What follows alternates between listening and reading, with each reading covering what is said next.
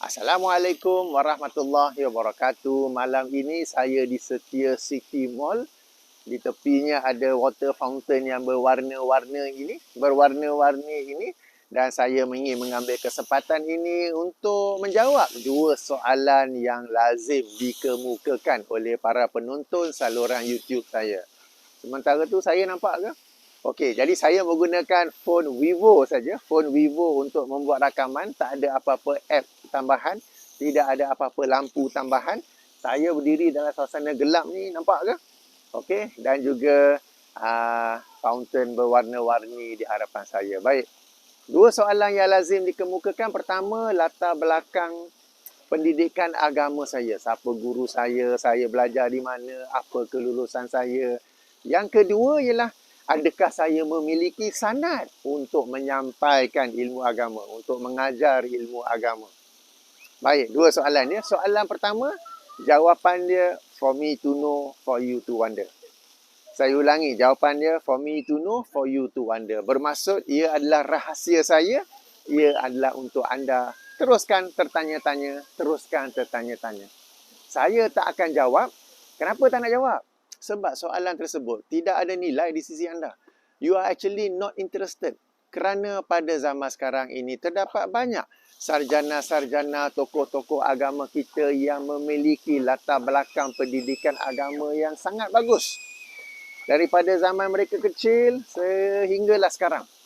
Sangat TikTok. Kalau buat resume, kalau buat CV memang panjang. Tetapi anda menolak mereka sebab ayat-ayat Quran, hadis-hadis yang mereka sampaikan tidak secocok dengan nafsu anda. Lalu anda reject mereka. Jadi sebenarnya latar belakang pendidikan ni tak penting pun. Kerana orang yang jauh, latar belakang pendidikannya jauh lebih hebat daripada saya ini, anda tu menolak mereka. Anda menolak mereka sebab ayat Quran, hadis, hujah dan apa yang mereka sampaikan tidak selari dengan nafsu anda. Pada waktu yang sama, ada lagi beberapa tokoh lain yang juga memiliki latar belakang pendidikan agama. Tapi mereka menyampaikan apa yang selari dengan nafsu anda. Mereka menyampaikan daripada mimpi. Mereka menyampaikan kisah-kisah dongeng. Mereka menyampaikan kononnya jumhur ulama berkata ini, jumhur ulama berkata itu. Kononnya mazhab Syafi'i kata ini, kononnya mazhab Syafi'i kata tu. Bila semak kita mazhab Syafi'i macam lain je. Tetapi ia selari dengan nafsu anda, maka anda terima. Anda terima bukan latar belakang pendidikan mereka. Anda terima kerana ia selari dengan nafsu anda. Jadi saya tak jawab soalan ini. Kenapa? Sebab anda sendiri terima atau tolak bukan kerana pendidikan agama saya atau orang-orang lain, tetapi sama ada ia selari ataupun tidak dengan nafsu anda. Ini bagi sebahagian orang. Sebahagian yang lain, mereka memang mendengar, mereka memang menganalisa, mereka mencatat apa ayat Quran yang kemukakan, apa hadis yang kemukakan, mereka kaji dan mereka, betul ni. Ya, ini memang berdasarkan pandangan ni dan mereka pun berpegang kepadanya. Dan sekali lagi mereka pun berpegang bukan kerana latar belakang pendidikan. Bukan kerana latar pendidikan ustaz, ustazah, agamawan, sarjana yang menyampaikannya. Tetapi kerana dalil dan hujah yang disampaikan. Dalil dan hujah disampaikan. Tuan-tuan dan puan-puan, apa guna seandainya seseorang itu ada latar belakang pendidikan yang sekian-sekian. Tetapi dalil dan hujahnya ialah mimpi, kasyaf, cerita-cerita dongeng, kurafat, hadis palsu dan sebagainya. Tak ada nilai kan? Dan apa guna jika latar belakang pendidikan seorang itu biasa-biasa saja, tetapi dia bila bercakap, bila menulis dipenuhi dengan dalil, dengan hujah dan perbincangan-perbincangan yang menepati kriteria ilmiah. Siapa yang anda nak ikut? Apakah kerana latar belakang pendidikan atau kerana bagaimana dan apa yang dia sampaikan? Ya, jadi tuan-tuan dan puan-puan, latar belakang pendidikan saya, for me to know, for you to wonder, I'm not going to answer it. Ia adalah rahsia saya. Silakan anda tertanya-tanya, saya tak akan jawab sebab ianya irrelevant. Baik. Soalan kedua, saya ada sanad tak? Sebab guru kami ada sanad. Kamu ni ada sanad tak? Perkara yang penting ya tuan-tuan dan puan-puan. Sanad ialah rantaian perawi, rantaian tokoh-tokoh yang menghubungkan seseorang dengan sumbernya ya. Sanad bukan semata-mata adanya sanad, tetapi yang penting ialah biografi. Biografi tokoh-tokoh yang ada dalam sanad tersebut. Kemudian, bagaimana mereka benar-benar bertemu antara satu sama lain ataupun tidak. Bila kita bincang sanad sebagai contoh dalam ilmu hadis, sanad yang adalah Sahih Al-Bukhari, sanad dalam Muwatta' Imam Malik, sanad dalam Sunan Abu Daud, Musnad Ahmad, Sunan Al-Baihaqi dan sebagainya.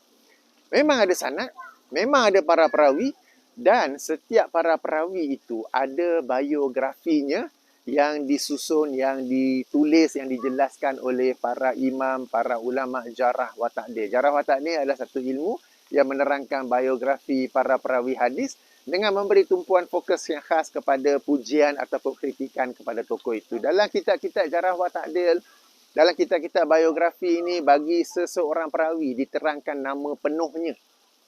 Nama penuhnya bin, ibnu, okey. Nama gelarannya.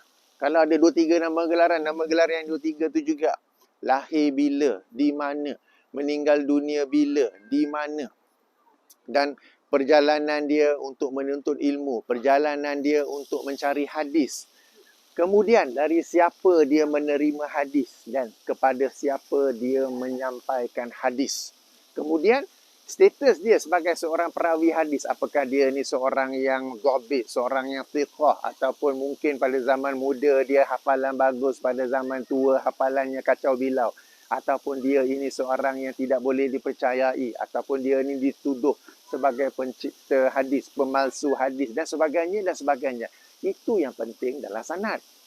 Bukan semata-mata ada sanad. Ada pun orang-orang masa kini yang mereka mendakwa dirinya ada sanad, gurunya ada sanad. Ni cuba minta sikit sanad tersebut tu, yang semua-semua tu, minta sikit mana buku biografi yang membicarakan biografi tokoh-tokoh yang ada dalam sanad itu secara terperinci. Minta sikit. Kalau tak ada semata-mata ada sanad tapi tak ada biografi, dalam ilmu hadis, dalam ilmu sanad, ia disebut sebagai majhul. Majhul ni salah satu kategori dalam kumpulan hadis dhaif, dalam kumpulan sanad yang dhaif. Bila majhul dan kemudiannya banyak pula yang majhul, ia adalah sanad yang dhaif dan ia tidak ada value. Apa yang nak dibangga-banggakan bila dalam sanad tu ada sanad, ada tokoh-tokohnya tu, tapi majhul, tak dikenali. Dan jika dalam sanad perawi hadis, ada perawi yang terhadap hadis Nabi pun dituduh memasukkan hadis, dituduh membuat-buatkan hadis. Ini terhadap hadis Nabi. Bagaimana pula dengan perawi yang tokoh yang duduk dalam sanad yang pada zaman sekarang ke 100-200 tahun kemudian kemungkinannya lebih tinggi. Jadi tuan-tuan dan puan-puan, jelas saya sebut sanad itu tidak ada nilainya. Maka jangan tertipu, jangan terperdaya, jangan wow ada sanad. Guru kaku ada sanad, guru dia tak ada sanad, saya ada sanad, Kapten Hafiz tu tak ada sanad. Jawab je, sanad kamu tu tak ada nilai. Sanad kamu tu, kalau kamu faham ilmu sanad, kamu faham ilmu hadis, kamu sendiri tak akan menonjolkan tentang adanya sanad tersebut. Okey, baik. Itu dari satu aspek. Dari satu aspek yang lain, pada zaman kita sekarang ini, kita sudah ada kitab-kitab yang memang terbukti ia adalah daripada penulis yang asal. Sebagai contoh, Sahih Al-Bukhari. Dia memang kitab hadis yang ditulis oleh Imam Al-Bukhari. Sunan Abu Daud. Dia memang kitab hadis yang ditulis oleh Imam Abu Daud. Kitab Al-Um. Ia memang kitab Al-Um yang ditulis oleh Imam Muhammad bin Idris Asy-Syafi'i. Kitab Al-Ibanah. Ia memang ditulis oleh Imam Abu Hasan Al-Asy'ari. Meskipun mereka yang tidak menyukai kitab tersebut menuduh adanya isi kandungan dalam itu yang telah ditukarlah, dipadamlah dan sebagainya ya. Baik. Saya bagi satu contoh ya. Ada si fulan A mendakwa dia memiliki sanad yang bersambung tentang Musnad Ahmad. Si fulan B pula, dia kata saya tak ada sanad. Tapi saya baca Musnad Ahmad dan saya ambil manfaat. Dia kata saya ambil manfaat daripada catatan muhakkik. Bagi contoh, Musnad Ahmad ni ada 2 edisi yang masyhur. Pertama, edisi tahqiq Syekh Ahmad Syakir. Okay, beberapa jilid, tak silap saya sampai jilid 9 ke apa. Kemudian beliau tak sempat menghabiskannya. Disambung pula oleh Syekh Hamzah Ahmad Zain. Kemudian, yang itu 20 jilid. Kemudian ada pula Musnad Ahmad, edisi tahqiq Syekh Syuaib Arnaud dan rakan-rakannya sebanyak 50 jilid. Sebanyak 50 jilid. Yang itu pun saya ada, Alhamdulillah. Saya beli dulu di Sharjah. Sharjah ni satu bandar di tepi Dubai. Dulu beli, lepas tu dapat kitab, lepas tu garu kepala. Macam mana aku nak bawa balik 50 jilid? Okey. Jadi bila kita ada kitab ni, kita baca apa yang ditulis oleh muhakkik, kata penghantarnya, pengenalannya, penjelasannya tentang Imam Ahmad, metodologi Imam Ahmad, manuskrip-manuskrip yang dirujukkan, yang kemudiannya dijelaskan pula, setiap hadis tu dijelaskan pula darjatnya, sahih ke hasan ke dhaif ke apa ke, baik oleh Ahmad Syakir, baik oleh Syuaib Arnaud dan rakan-rakannya, dan ia menjadi satu sumber ilmu yang sangat bermanfaat. Sebab itu saya sendiri dan saya kenal ada kawan-kawan saya yang kaki buku, kaki pengkaji. Sesuatu kitab tu mereka ada beberapa edisi. Kerana adanya muhakkik yang berbeza dan mereka manfaatkan daripada kata pengantar, penjelasan nota kaki apa semua tu daripada muhakkik tersebut. Ada banyak ilmu yang diperolehi di sana. Dan inilah cara kita belajar pada zaman sekarang. Si Fulan yang tadi tu mendakwa ada sanad dengan Musnad Ahmad. Sekali lagi lah, perawi dia tu ada tak bincang dalam biografi mana-mana? Itu yang pertama. Yang keduanya, tahu tak yang mana sahih, yang mana daif dalam Musnad Ahmad tu? Most probably tak tahu kan. Jadi tuan-tuan dan puan-puan, jangan tertipu dengan mereka yang mendakwa sanad. Sanad itu penting pada zaman awal Islam. Dalam bidang ilmu hadis, ia memang penting. Tapi pada zaman sekarang, tak payah pay attention kepada mereka yang mendakwa sanad-sanad tu ya. Itu lebih kepada mereka nak berbangga, nak gembira, tak apa. Let them be happy. It's okay. But you don't be fooled by them. Don't be fooled by them. Ketahuilah, belajarlah tentang ilmu sanad itu apa. Dan kalau mereka sendiri tahu tentang ilmu sanad, mereka pun sendiri tidak akan membesar-besar, mengheboh-hebohkannya. Sebab sanad itu macam saya kata, majhul, tak dikenali. Yelah, ada nama dia, Syekh Ahmad, Syekh itu, Syekh ni, Syekh ni. Benarkah mereka bertemu satu sama lain? Benarkah mereka menerima satu sama lain? Kemudiannya, apa biografi Syekh itu? Kitab mana yang terang? Tak ada. Kalau tak ada, majhul, daif. Daif tu apa yang kau happy sangat dengan sesuatu yang daif? Okey, moga-moga membantu. Ini sekadar ya, 2 soalan lazim yang ditanyakan dan inilah jawapan saya. Subhanakallahumma wa bihamdika asyhadu an la ilaha illa anta astaghfiruka wa atubu ilaika.